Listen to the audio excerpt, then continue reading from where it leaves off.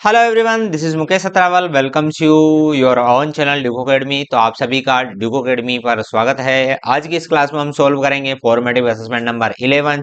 जैसा कि आप सभी को पता है कि अब तक है हम आपको वर्कशीट नंबर 77 तक है वो आपको है सोल्व हम करा चुके हैं। यदि आपने हमारे वीडियोस नहीं देखे हैं और आपकी पिछली वर्कबुक बाकी है तो आप इसी वीडियो के डिस्क्रिप्शन में लिंक मिल जाएगी या फिर इसी वीडियो के लास्ट में हम आपको लिंक अवेलेबल करा देंगे, वहां से आप प्लेलिस्ट कंप्लीट देख सकते हैं।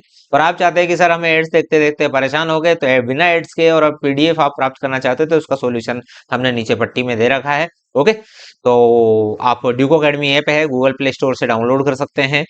कुछ ही दिनों में यहाँ हम डाल देंगे। ओके, तो फॉर्मेटिव असेसमेंट नंबर 11, तो इसमें यहाँ दे रखा है कि भाई क्लेप बर्ड का यहाँ पर चारों सेंटेंसेस में कहाँ पर यूज हुआ है।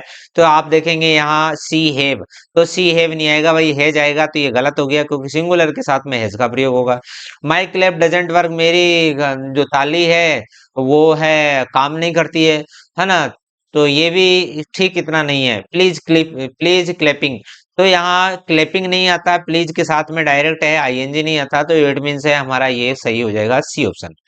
नेक्स्ट है correct word of the two complete the sentence, sentence को कंप्लीट करने के लिए है आप है सही शब्द का इस्तेमाल कीजिए। तो यहाँ दे रखा है माई डॉग हर्ट, मेरा डॉग है वो हर्ट करता है हिज फ्रंट। तो मतलब उसका हर्ट है हिज फ्रंट पा, उसका जो फ्रंट का पा है मतलब पंजा है। तो पंजे की स्पेलिंग पॉज, ये नहीं है, ये नहीं है, ये नहीं है, तो पंजे की स्पेलिंग है ये PAWS। तो यहाँ हम लिख देंगे PAWS। ओके, नेक्स्ट है क्वेश्चन नंबर 3। तो यहाँ कह रहा है टिक प्रॉपर नाउन, तो प्रॉपर नाउन है यहाँ पर इंडिया प्रॉपर नाउन है, अर्थात कोई विशेष नाम यदि बता दिया जाए तो वो प्रॉपर नाउन हो गया। यहाँ पर कार तो सभी कारें हो गई, ऑरेंज तो अब कौन सा ऑरेंज है कुछ पता नहीं, बोतल कौन सी बोतल कौन सा पता नहीं। तो इट मीन्स यहाँ पर ये जो तीनों हैं तीनों ही कौन सी नाउन है, ये तीनों ही है कॉमन नाउन और इंडिया है क्या प्रॉपर नाउन, है ना। अब मैंने पिछली वर्कशीट में आपको बताया था कि यदि किसी का प्रॉपर नाम हो तो वो वहां प्रॉपर नाउन में आएगा। नेक्स्ट है ओड वन आउट टिक, तो जो इनमें से जो अलग है उसको टिक करना है। जैसे ये मोबाइल है, लैपटॉप है, टीवी है, तो ये तीनों ही इलेक्ट्रिकल आइटम है। जबकि जींस है वो पहनने का कपड़ा है, तो इस प्रकार ये अलग हो जाएगा।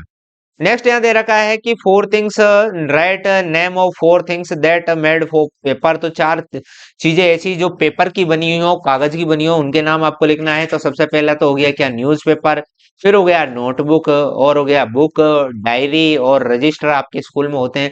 तो ये सभी चीजें क्या पेपर की बनी हुई है, तो इनकी स्पेलिंग आप यहाँ लिख सकते हैं।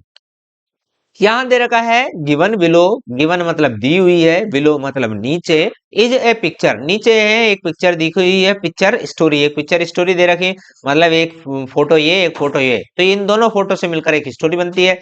तो right a short story on it, इस पे एक छोटी सी स्टोरी लिखी है। तो इन चित्रों में आप ध्यान से देखेंगे तो ये लड़की है, इसके हाथ में ये टोकरी है, ये नीचे फूल गिर गए हैं और ये भी गिरने वाली है। इधर ये लकड़ी से हो सकता है इसलिए ये ठुकरा गई हो, और यहाँ पर गिरने पर उसके फूल जैसे बाहर निकले, तो फूल इधर उधर यहाँ आप देखेंगे तो ये बिखर गए हैं, टोकरी इधर पड़ी है और ये बेचारी है रो रही है। तो यहाँ हमारी स्टोरी हो जाएगी a girl is carrying flowers in A basket, एक लड़की है बास्केट में फूल ले जा रही है। She tripped over a log and fell down, एक वो किसी लकड़ी से लट्ठे से ठुकरा जाती है तो वहां और नीचे गिर जाती है। तो भाई इसको यहाँ पर हमने टोटल पास्ट टेंस में कर लिया है, तो पास्ट टेंस में कर लिया तो आप इसको WS बाज कर लीजिए, ठीक है।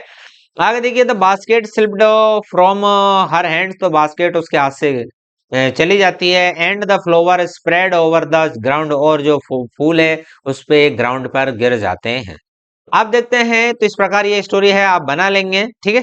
बात आ गई समझ में। यहाँ पर आपकी क्लैरिटी के मैं लिए मैं इनको जो मैंने अंडरलाइन की है इनको मैं मिटा देता हूं ताकि आपको स्पष्ट रूप से क्लियरली यहाँ पर चीजें हैं वो दिखाई दे, ठीक है ना। चलो आगे बढ़ते हैं। यहाँ पर जो आपको पैसेज दे रखा है, पैसेज में देखिए वंस देयर, यहाँ पैसेज पढ़ना है, नीचे क्वेश्चंस को आंसर देना है। Once there was a girl, एक बार एक लड़की थी, नेम्ड रेवल, उसका नाम क्या था रेवल था। She was a quiet one, तो बिल्कुल शांत लड़की थी। नेवर टॉक्ड मच, वो कोई ज्यादा बातचीत नहीं करती थी। बट मीन्स लेकिन, वाज ऑलवेज डेडिकेटेड, लेकिन डेडिकेटेड थी मतलब समर्पित थी, टू हर स्टडीज, अर्थात अपनी पढ़ाई में लगी रहती थी, फालतू इधर उधर की कोई बात नहीं करती थी। सी ऑलवेज, वह हमेशा, डिड काम करती थी, the opposite of what other did, अर्थात जो कुछ भी दूसरे लोग काम करे उसका उल्टा काम करती थी। ठीक है। When they grew their hair she kept short hair, तो जब और है औरों के बाल है वो लंबे होते थे तो वो छोटा कर लेती थी। वेन एवरीवन वाज साइलेंट, जब हर कोई शांत रहता था तो सी टाक्ड अलाउड, में जोर जोर से बात करती थी। सी वोर ए ड्रेस वेन एवरीवन वोर स्कूल यूनिफॉर्म, तो जब और बच्चे हैं यूनिफॉर्म में आते थे तो वो अपनी मनमर्जी की ड्रेस में स्कूल आ जाती थी। She did not like the rain, वो बरसात उसे पसंद नहीं था। If other were happy about it, यदि औरों को बरसात पसंद थी तो उसको बिल्कुल पसंद नहीं थी। Everyone was tired of her behaviour, हर कोई उसके व्यवहार से परेशान था, थक गया था। बट लेकिन शी एंजॉय बीइंग हरसेल्फ, लेकिन वो जैसी है उसमें अपने हाल में वो मस्त लड़की थी। कौन? रिबल, है ना। तो रेबल जिसको हम बोल सकते हैं।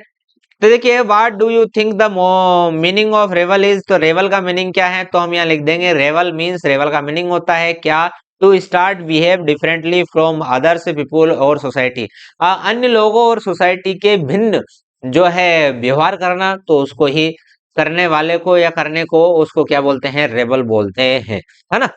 आगे है नेक्स्ट, एक तरह से हिंदी में बोले तो विरोधी, एक तरह से। ठीक है।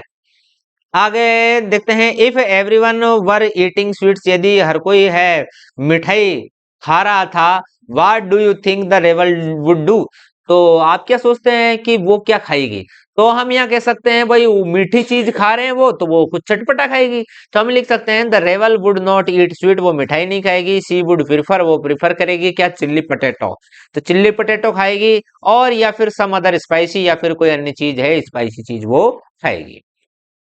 लास्ट है, if you did not wear the uniform school what would your teacher से, यदि आप यूनिफॉर्म पहन के नहीं जाते तो आपके टीचर क्या कहते हैं? My teacher could scold and punish me, हो सकता है कि मेरे टीचर मुझे फटकारे और दो चार थपेड़ा भी मार दे। ठीक है। तो इस प्रकार माय डियर स्टूडेंट्स, आपकी जो वर्कशीट है फॉर्मेटिव असेसमेंट नंबर 11 है वो कंप्लीट होती है। अब नेक्स्ट वर्कशीट नंबर 78, 79, 80, 81 इनके साथ हमसे फिर मिलेंगे। तब तक के लिए जय हिंद, वंदे मातरम।